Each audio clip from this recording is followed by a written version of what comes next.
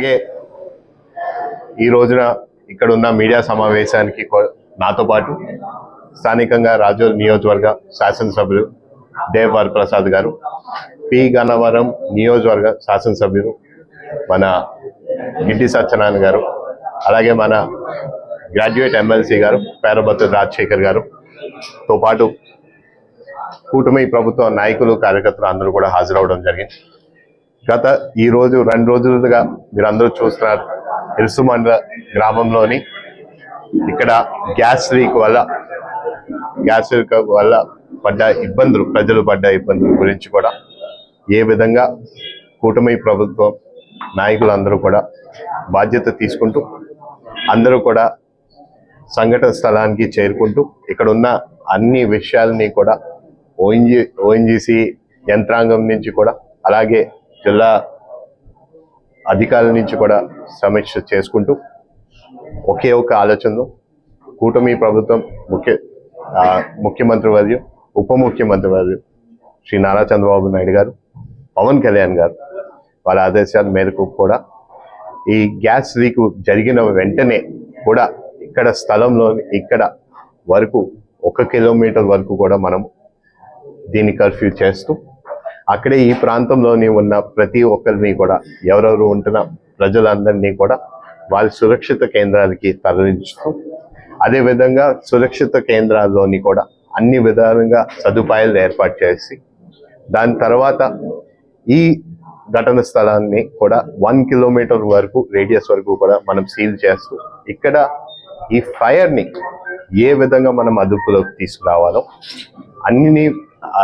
అదుపులోకి తీసుకురావాలో దాని గురించి చేయాల్సిన అనేక సందర్భాల్లోని మన ఓఎన్జీసీ వాళ్ళతో అయినా సరే, జిల్లా యంత్రాంగంతో అయినా సరే అందరితోని కూడా మీటింగ్స్ ఏర్పాటు చేసుకుంటూ వాళ్ళని ప్రతి గంటకి కూడా వాళ్ళతోని మనం మాట్లాడుతూ ఏ విధంగా వాళ్ళు దీన్ని కంట్రోల్లోకి తీసుకొచ్చే చర్యలు వాళ్ళు తీసుకుంటున్నారో వాటిని నిన్నటి నుంచి మధ్యాహ్నం స్టార్ట్ అయిన ఈ ఫైర్ని సుమారు ఈ రోజు వరకు కూడా ఇక్కడ ఘటన స్థలాల్లోనే ఉంటూ నేను, నాతో పాటు మన స్థానిక ఎమ్మెల్యే గారు దేవ్ వరప్రసాద్ గారు ఇద్దరం కూడా ప్రతి గంటకి కూడా పర్యవేక్షిస్తూ దీంతో పాటు ఇక్కడ ఉన్న ఏమేమి ప్రతి గంటకు కూడా మనం రాష్ట్ర ప్రభుత్వానికి కూడా వాళ్ళ సమాచారం ఇస్తూ అదే విధంగా కూడా కేంద్రానికి కూడా సమాచారం ఇస్తూ కూడా అన్నిటినీ రూపొందించడం జరుగుతుంది. మీరు నిన్న చూస్తే ఏ విధంగా ఈ గ్యాస్ లీక్ ఎంత భయంకరంగా గ్యాస్ లీక్ జరిగిందో, దాని తర్వాత మంటలు కూడా అసలు అన్కంట్రోలబుల్ సిచ్యువేషన్కి వెళ్ళాయి. దగ్గరికి వెళ్ళి దాన్ని మంటలు ఆర్పే విధంగా కూడా అసలు కనిపించలేని పరిస్థితి. కానీ నిన్నటి నుంచి కూడా మేమందరూ కూడా ఈ ఘటన స్థలంలోనే ఉంటూ ఇక్కడ దాన్ని కంట్రోల్లోకి తీసుకొచ్చే విధంగా అన్ని కార్యాచరణలు కూడా తీసుకోవడం జరిగింది. అదేవిధంగా ఈ రోజు మార్నింగ్ మీరు చూస్తే సుమారు నిన్నటికన్నా ఇవాళ సుమారు 80% వరకు కూడా అది తగ్గి ఈరోజు చాలా వరకు కూడా ఆ ఘటన స్థలానికి దగ్గర వరకు కూడా వెళ్ళే విధంగా ఈ emergency response team, crisis management team వాళ్ళ దగ్గరికి వెళ్ళే విధంగా కూడా ఏర్పాట్లు చేయడం జరిగింది. ఇప్పుడు ఎప్పుడైనా సరే ఈ గ్యాస్ లీక్ అయ్యి ఫైర్ అనేది ఏర్పాటైనప్పుడు దీనికి కొన్ని మార్గాలు ఉంటాయి దీన్ని కంట్రోల్లోకి తీసుకొచ్చే విధంగా. ఫస్ట్ మనం ఏంటంటే ఆ మంటల్ని చాలా వరకు ఎంత తగ్గించుకోగలుగుతామో దాన్ని తగ్గించే విధంగా దాని కార్యాచరణలు చేయాలి. అది పూర్తయిన తర్వాత ఈరోజు మీరు చూస్తున్నారు పూర్తిగా అది మన కంట్రోల్లోకి రావడం జరిగింది. ఇప్పుడు దాన్ని చుట్టుపక్కల ఎప్పుడైనా సరే ఈ ఫైర్ అయినప్పుడు దాని చుట్టుపక్కల ఉన్న ఆ ఇన్ఫ్రాస్ట్రక్చర్ అంతా కూడా కూలిపోయి ఈరోజు ఆ పైప్ నుంచి గ్యాస్ లీక్ అవుతున్న పైప్ కూడా కనిపించలేని పరిస్థితి. ఫస్ట్ మనము ఈ క్రైసిస్ మేనేజ్మెంట్ టీం ఏ కార్యాచరణ చేస్తుందంటే ఆ ఇన్ఫ్రాస్ట్రక్చర్ని పూర్తిగా తీసి అక్కడి నుంచి ఇన్ఫ్రాస్ట్రక్చర్ మూవ్ చేస్తే దాని తర్వాత ఆ పైప్ని, ఆ క్రౌన్ని, ఆ గ్యాస్ లీక్ అవుతున్న క్రౌన్ని అది క్లియర్ లైన్ ఆఫ్ సైట్లోని మనకి విజిబుల్గా కనిపిస్తుంది. కనిపించిన తర్వాత మనము దాన్ని ఆ పైపు ఎంతవరకు డ్యామేజ్ అయిందో అనేది విషయాలు కూడా మన అందరికీ కూడా పూర్తి క్లారిటీతో తెలుస్తుంది. తెలిసిన తర్వాత దాన్ని అనేక మార్గాలు ఉన్నాయి. లేకపోతే ఒకటి క్యాప్ పెట్టి అన్న దాన్ని పూర్తిగా ఆపగలుగుతాం, లేకపోతే దాన్ని కింద నుంచి కూలింగ్ లిక్విడ్ అనేది పంప్ చేస్తూ అన్నా సరే గ్యాస్ అనేది పూర్తిగా దాన్ని ఆ వెల్ ని పూర్తిగా కంట్రోల్లోకి తీసుకోవడం జరుగుతుంది. ఇవే కాకుండా ఆ క్రైసిస్ మేనేజ్మెంట్ టీం కూడా ఈ రోజు పొద్దున వాళ్ళందరూ ఘటన స్థలానికి వాళ్ళు చేరుకోవడం జరిగింది. ఇంకా అడిషనల్ టీంని కూడా మనము స్టాండ్ బైలో పెట్టుకున్నాం. వీళ్ళందరినీ కూడా మేము ప్రతి గంటకి కూడా వాళ్ళతో అందరితో మాట్లాడుతూ మేము ఒకే ఒక ఆలోచన, దీన్ని ఎంత త్వరగా అయితే కూడా దీన్ని అదుపులోకి తీసుకోవాలి అనే ఆలోచనతో మేము కూడా మొత్తం కూటమి ప్రభుత్వం నాయకులు కూడా బాధ్యత తీసుకుంటూ దీన్ని ప్రతి నిమిషం కూడా వాళ్ళతో మాట్లాడుతూ ఏ విధంగా మనం ముందుకు చేయాలి. అలాగే ఈ రోజున ఈ క్రైసిస్ మేనేజ్మెంట్ టీంతోని కూడా అలాగే ఓఎన్జీసీ ఈ ప్రైవేట్ ఏజెన్సీ వాళ్ళందరితో కూడా కలిసి మాట్లాడుతూ వాళ్ళందరితోని ఒకే వాళ్ళందరితో మాట్లాడినప్పుడు కూడా ఈ రోజు వరకు గ్యాస్ అనేది చాలా వరకు సబ్సైడ్ అయింది, మంటలు కూడా చాలా వరకు సబ్సైడ్ అయ్యాయి. కాబట్టి ఏంటి మీరు ఈ నెక్స్ట్ ఫ్యూ డేస్ ఏ విధంగా మీరు ఈ కార్యాచరణ రూపొందిస్తున్నారంటే వాళ్ళు కూడా ఇప్పుడు ఏంటంటే దాని మొత్తం డెబ్రీస్ అనేది చుట్టుపక్కల ఉన్నాయి, అవన్నీ తీసిన తర్వాత మాకు ఒక అంచనా వస్తుంది, దాని ప్రకారం ఏంటి అనేది కూడా వాళ్ళు తెలియపరుస్తారన్నారు. వాళ్ళని అడిగింది ఒకటే, దీన్ని ఎన్ని రోజులు పడుతుంది దీన్ని పూర్తిగా కంట్రోల్లోకి తీసుకోవాలంటే వాళ్ళు ఏమన్నారంటే ఈ రోజు రేపటి లోపల సుమారు చాలా వరకు డెబ్రీస్ దగ్గరలో ఉన్నవన్నీ కూడా తీసేయడం జరుగుతుంది. ఎందుకంటే ఇప్పుడు దాకా దగ్గరలో ఉన్న డెబ్రీస్ అన్ని కూడా దాన్ని మనము టెంపరేచర్ని కొంచెం కంట్రోల్లోకి తీసుకురావడానికి మనం ఇప్పుడు ఆల్రెడీ మనం వాటర్ స్ప్రే అనేది కంటిన్యూస్గా కాన్స్టెంట్గా మనం చేస్తున్నాం. దానివల్ల టెంపరేచర్ బాగా తగ్గించడానికి, అది తగ్గిన తర్వాత ఖచ్చితంగా డెబ్రీస్ని కూడా క్రెయిన్స్ ఏర్పాటు చేసుకుని అవన్నిటినీ కూడా తీసేయడం జరుగుతుంది. తీసిన తర్వాత ఓన్లీ మనకి ఆ ఘటన స్థలంలోనే ఆ పైప్ ఒకటే మనకు కనిపిస్తుంది. అప్పుడు మనం దాన్ని ఏ విధంగా మనము దగ్గరికి వెళ్తూ దాన్ని కంట్రోల్లోకి తీసుకుందాం. సో ఇవన్నీ కూడా చూస్తే ఇది సుమారు 5-7 రోజులు పడే విధంగా ఉందని కూడా వాళ్ళు మాకు తెలియపరిచారు. కానీ ఎట్టి పరిస్థితులు దానికన్నా త్వరగా చేయాలనుకుంటున్నారు. ఎందుకంటే వాళ్ళ ఎక్స్పెక్టేషన్ ఒకటి, నిన్న చూస్తే చాలా భయంకరంగా గ్యాస్ లీక్ అయింది, కానీ ఈరోజు చాలా వరకు అది కంట్రోల్ అయింది. సో ఇవన్నీ కూడా అకౌంట్ చేసుకుంటే ఖచ్చితంగా ఈ రోజు కూడా ఇంకా ఎక్కువ తగ్గే అవకాశాలు కూడా ఉన్నాయని కూడా వాళ్ళు తెలియపరిచారు. సో కానీ ఏదైనా సరే ఈ 7 రోజులు మాత్రం కూడా చాలా వరకు ఇది కంట్రోల్ 7 రోజులు ఉండే అవకాశం ఉందని కూడా నేను ప్రజలందరికీ కూడా తెలియపరచుకున్నా. అదేవిధంగా ఇప్పుడు మనం చూస్తే మనం 1 కిలోమీటర్ రేడియస్ వరకు మనం కూడా బ్లాక్ చేయడం జరిగింది. కానీ ఇప్పుడు చూస్తే ఈ మంటలు కూడా చాలా వరకు కంట్రోల్లో ఉన్నాయి. దీనివల్ల మనం కూడా ఈ 2 రోజులు పూర్తయ్యాయి కాబట్టి ఇది పూర్తిగా ఒక ఐసోలేటెడ్ వెల్ కింద ఐడెంటిఫై అయిపోయింది. ఇక్కడి నుంచి ఇంకో వేరే వెల్ కూడా వెళ్ళే పరిస్థితి లేదు. సో అండ్ గ్యాస్ కూడా ఈ అక్కడి నుంచే పైకి వచ్చే అవకాశం ఉంది. దానివల్ల ఏమన్నారంటే ఈ 1 కిలోమీటర్ని కూడా సుమారు 200 మీటర్ వరకు మనం కూడా రేడియస్ తగ్గించుకునే అవకాశం కూడా ఉందని కూడా వాళ్ళు క్లియర్గా తెలియపరిచారు. ఈ రోజు మేము ఇంకో కార్యాచరణ ఏంటంటే ఇప్పుడు మనము ఈ వెల్స్ ని ఎంట్రీ పాయింట్ నుంచే కూడా అక్కడ ఉన్న డెబ్రీస్ తీసినాం. వెనకాల నుంచి కూడా ఇంకో అప్రోచ్ రోడ్ ఉంటే ఖచ్చితంగా వెనకాల సైడ్ నుంచి కూడా చాలా వరకు డెబ్రీస్ తీయగలుగుతాం. దీనివల్ల డ్యూర్గా టైం కూడా చాలా కలిసి వస్తుంది. అంటే ఇప్పుడు ఈ రోజు కూడా మనము ఆ బ్యాక్ సైడ్ నుంచి ఎంట్రీ రోడ్ని కూడా ఎంట్రీ రోడ్ని కూడా ఏర్పాటు చేయడం జరుగుతుంది. దానికి కావాల్సిన మెటీరియల్ కూడా ఆల్రెడీ కూడా ప్రొక్యూర్ చేయడం జరిగింది. దాంతోపాటు కావాల్సిన మెషినరీ కూడా రప్పించడం జరుగుతుంది.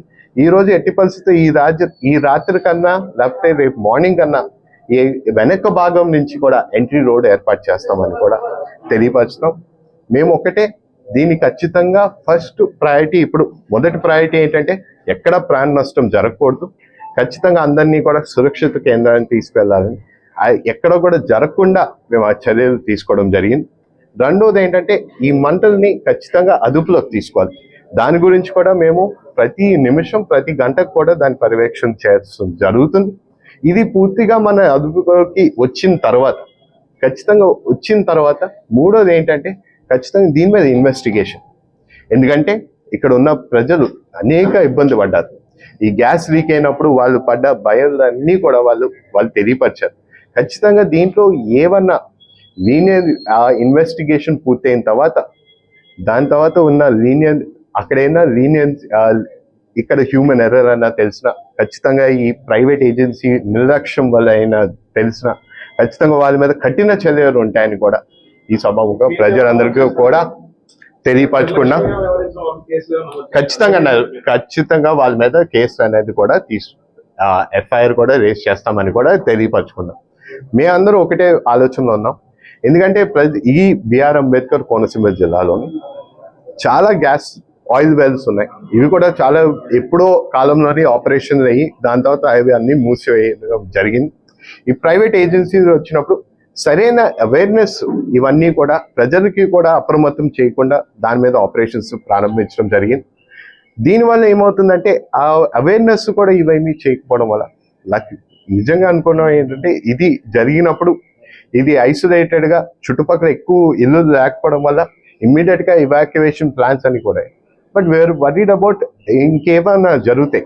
సో మేము ఆలోచన ఏంటంటే ఖచ్చితంగా నెక్స్ట్ చేసేటప్పుడు కూడా ఈ ఎస్ఓపి అనేది స్ట్రిక్ట్ రూల్స్ అనేది ఏర్పాటు చేసుకోవాలని కూడా మేము నిర్ణయించుకున్నాం. ఈ కాన్స్టిట్యూన్సీలో ఇలాంటి ఎల్స్ అంటే రీడ్రిల్లింగ్ చేసినవి ప్రైవేట్ ఏజెన్సీలు తీసుకున్నవి ఎన్ని ఉన్నాయి? ఈ సంస్థ ఒకసారి ఎక్కడన్నా సో మేము ఆల్రెడీ సార్ మేము ఒకటే చెప్పాం, ఈ ప్రైవేట్ ఏజెన్సీది ఆల్రెడీ ఓఎన్జీసీ వాళ్ళందరినీ కూడా ఈ ఇన్ఫర్మేషన్ అడగడం కూడా జరిగింది.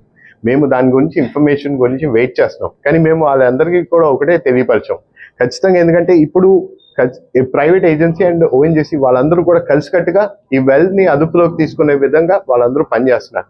మేము ఒకటే చెప్పాం, ఈ ఇన్ఫర్మేషన్ కూడా మీరు త్వరలోనే మాకు అన్నిటినీ అందచేయాలి.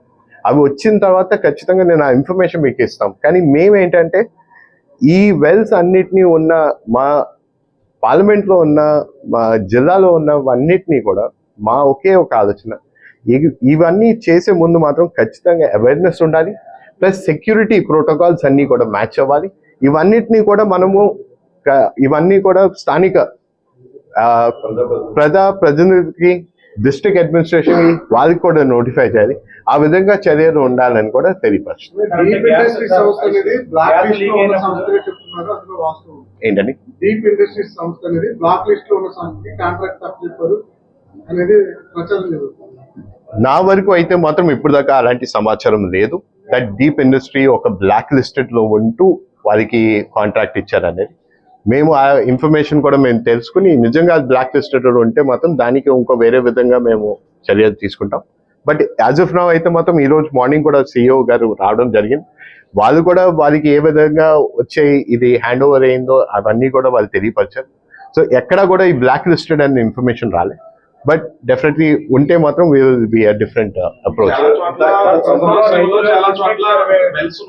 రాసిపూడి క్లోజ్ చేసిన తర్వాత గ్రామస్తులు కూడా ఆందోళన చేశారు. ఎందుకంటే చుట్టుపక్కల ఉన్న బిల్డింగ్లన్నీ కూడా బేట్లో వారిపోయి రాసిపూడి లంక మాడవ ప్రాంతంలో అంటే వాళ్ళు మళ్ళీ కొన్ని రోజులు ఆఫీసర్ ఆర్డీఓ నోటీస్ ఇచ్చారు. తర్వాత మళ్ళీ పనులు మొదలు పెడతారు. అంటే అలా చాలా చోట్ల కోనసీమలో మూలాలు ఉన్నాయి. మూలాల దాని మీద ఎలాంటి ఫోకస్ పెడతారా? వచ్చేది సమావేశం అవుతారా? ఫ్యూచర్ లో ఫర్దర్ గా ఇలాంటి ఘటనలు జరగకుండా ఎలాంటి స్టెప్ తీసుకోవాలి? సో నా ఇప్పుడు మేము ఒకటి చెప్తాను, ఇవన్నిటినీ కూడా మేము ఖచ్చితంగా తీసుకున్నాం. మేము ఈ 2 రోజుల నుంచి కూడా ప్రజల నుంచి వస్తున్న అలాగే గతంలో జరిగిన సంఘటనలు అన్నిటినీ కూడా తీసుకుని దీనికి ఖచ్చితంగా మేము ఒకటే అనుకున్నాం, ఈ డిస్ట్రిక్ట్ మేము క్వార్టర్లీ రివ్యూ పెట్టుకోవాలి ఎన్ని వెల్స్ ఉన్నాయో. అలాగే ఆ వెల్స్ ప్రకారం ఆ వెల్స్ ఈ ఓఎన్జీసీతోని వీళ్ళందరితో రివ్యూ పెట్టుకోవాలి. ప్రైవేట్ ఏజెన్సీస్ ఉంటే వాళ్ళు కూడా దీంట్లోని రావాలి మీటింగ్స్కి వచ్చి వాళ్ళు ఎప్పుడు వాళ్ళు ఆపరేషన్స్ చేస్తున్నారు, ఆపరేషన్స్ చేసినప్పుడు సేఫ్టీ ప్రికాషన్స్ ఎన్ని పెట్టారు, సేఫ్టీ చుట్టుపక్కల ఇప్పుడు ఏదన్నా నిజంగా ఇలాంటి కెలామిటీ జరిగినప్పుడు వాళ్ళు ఇమ్మీడియట్గా రెస్పాన్స్ టీమ్ ఎంత దూరంలోనే ఏర్పాటు చేసుకున్నారు. అలాగే ఇది చేసే ముందు వాళ్ళు చేయాల్సిన అవేర్నెస్ ఆ గ్రామస్తులందరికీ లేకపోతే ప్రజాప్రతినిధులకి డిస్ట్రిక్ట్ అడ్మినిస్ట్రేషన్కి అవేర్నెస్ అనేది పంపించారా? లేకపోతే ఆ కెలామిటీ జరిగింది అనుకో దాని తర్వాత కావాల్సిన నెసెసిటీ సైరన్ అయినా సరే లేకపోతే ఈ సేఫ్టీ ప్రోటోకాల్స్ అవన్నీ ఉన్నాయా? ఇవన్నిటినీ కూడా మేము రూపొందించాం. ఖచ్చితంగా ఇవన్నిటినీ కూడా రానున్న రోజుల్లోని అవన్నీ కూడా తెలియపరుస్తాం.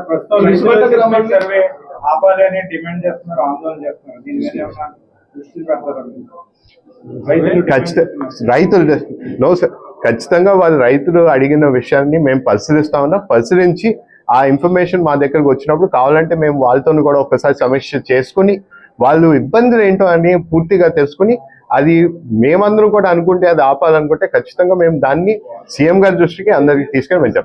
సెస్మిక్ సర్వే అనేది ఆపమని చెప్పారు.